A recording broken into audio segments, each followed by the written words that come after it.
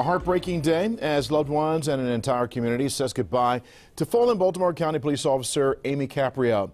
Thousands attended her funeral today. Officer Caprio was killed Monday afternoon when she responded to a call for suspicious activity in a Perry Hall neighborhood.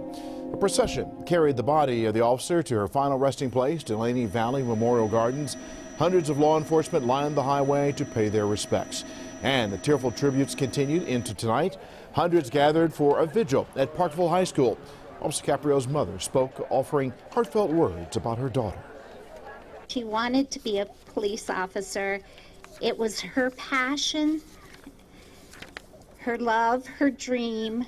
She loved her work, and she loved her network of family, friends, relatives, and the second family that she had of police officers and firefighters. Several ceremonies were held today honoring Officer Caprio. Kimberly Eaton begins our coverage at the Harford County Church, where an overflow crowd attended her funeral. Surrounded by badges and heartbreak. Bagpipes played Friday morning as officers carried the casket of one of their own. Fallen officer Amy Caprio. The 29-year-old died in the line of duty Monday afternoon after serving for nearly 4 years. A tragic loss not limited by Baltimore County lines. I mean, it's terrible, and we all work together, so we're a police family, so this hurts us all. A sea of uniforms in all different colors poured into Mountain Christian Church, united in grief and by a thin blue line across their badges, sending a silent message to the family of Officer Caprio. I think they need to feel supported in this time of need. You know, it's definitely, a family throughout, everybody with a badge. And those without. Strangers, people who never met the young officer, like Martha Patrick, who came from Forest Hill. These are very special bears. To bring a small piece of comfort to those who need it most and send the message she can't deliver herself. My heart goes out to you. And in our video, you can see the massive law enforcement presence. Baltimore County Police releasing some numbers Friday night, saying in the funeral procession, there were 633 vehicles. More than 100 of those were motorcycles. Reporting in Harford County, I'm Kimberly Eaton for WJZ. Hundreds of first responders and even residents who didn't know her lined the route as the funeral procession went from 95 to 695 to 83 North.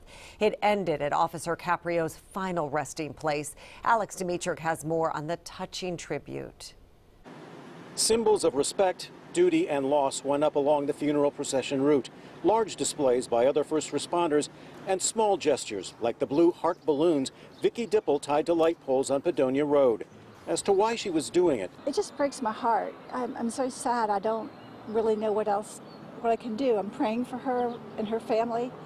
It's just heartbreaking. First to arrive at the cemetery were trailered in mounted police units from different Maryland agencies, along with Pennsylvania and Delaware.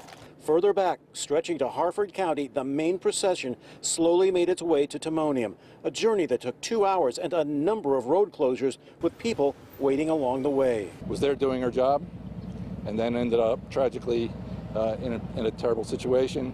And I just want to be here to support her, her family, and all the police.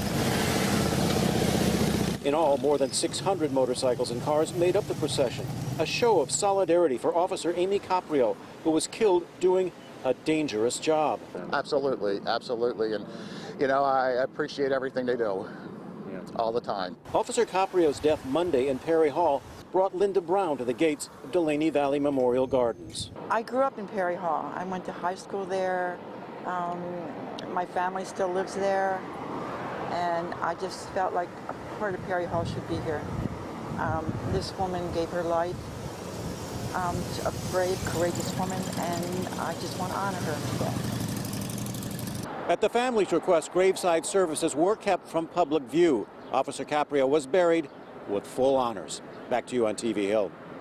If you missed any of today's tributes, you can find them posted on our website, WJZ.com.